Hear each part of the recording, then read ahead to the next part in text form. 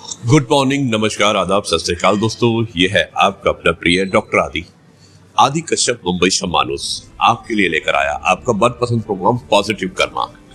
दोस्तों आज है एपिसोड नंबर 1977। एक बहुत अच्छी कहानी है, मिट्टी का मेडल।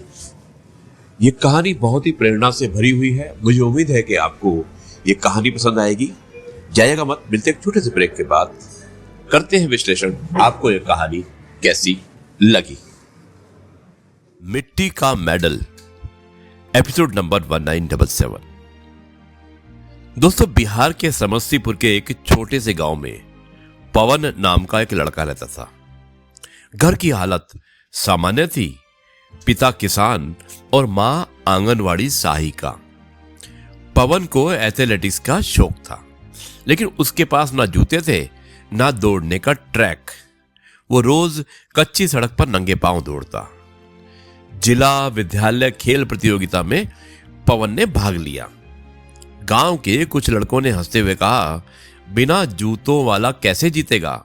लेकिन पवन ने हार नहीं मानी। प्रतियोगिता के दिन सभी प्रतिभागी ब्रांडेड जूते पहने थे और पवन अपने पुराने कपड़ों और नंगे पांव वहां पहुंच गया। 400 मीटर की दौड़ शुरू हुई। पहले 200 मीटर तक पवन ने सिर्फ लय बनाए रखी और अंतिम मोड़ पर उसने खेत की मेड़ पर किए गए स्प्रिंट याद किए और पूरी ताकत से दौड़ पड़ा।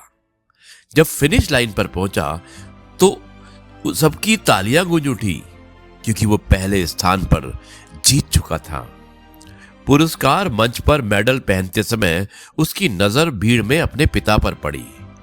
पिता ने मिट्टी से भरा खुरपा उठाकर हवा में लहराया।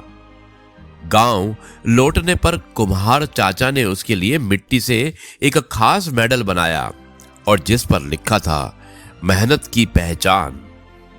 साल बीते और पवन ने कई राज्य स्तरीय प्रतियोगिताओं में पदक जीते, लेकिन उसने मिट्टी का मेडल ही अपने कमरे में टांग रखा था, ताकि वो हमेशा याद रखे कि जीत की असली पहचान साधनों में नहीं, मेहनत और लगन में होती है। दोस्तों, जीत की असली कीमत मेडल की धातु में नहीं होती, बल्कि उस मिट्टी में होती है जिसमें पसीना बहाया गया हो।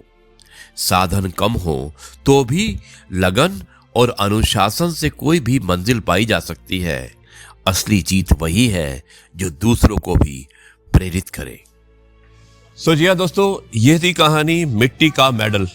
कैसी लगी आपको कहानी, जिसमें आपने देखा कि विनय नाम का लड़का एक गरीब से परिवार का, ना पैरों में चप्पल ना अच्छी तरह कपड़े, समस्तीपुर बिहार का रहने वाला, लेकिन उसके मन में था कि वो एक अच्छा एथलीट जरूर बने। कोशिश बहुत की।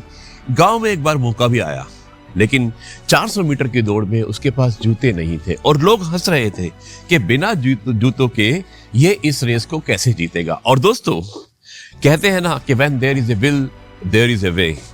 उसने हिम्मत नहीं हारी और वो भागता गया।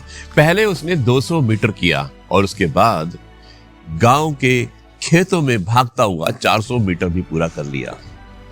उसने देखा कि जब उसने 400 मीटर की रेस को पूरा किया तो सारे गांव वाले बहुत खुश थे, स्पेशली उसके फादर, जिनके हाथ में खुरपा था और वो ऊपर करके उसे कांग्रेचुलेट कर रहे थे, मानो कि उसके पिता आज बहुत बहुत खुश थे। और दोस्तों, उसी गांव का एक कुम्हार था जिसने मिट्टी से एक स्पेशल मेडल बना के उस विनय को दिया। किस लिए? कि जिससे कि वो एक यादगार के रूप में उस मेडल को उसे दे।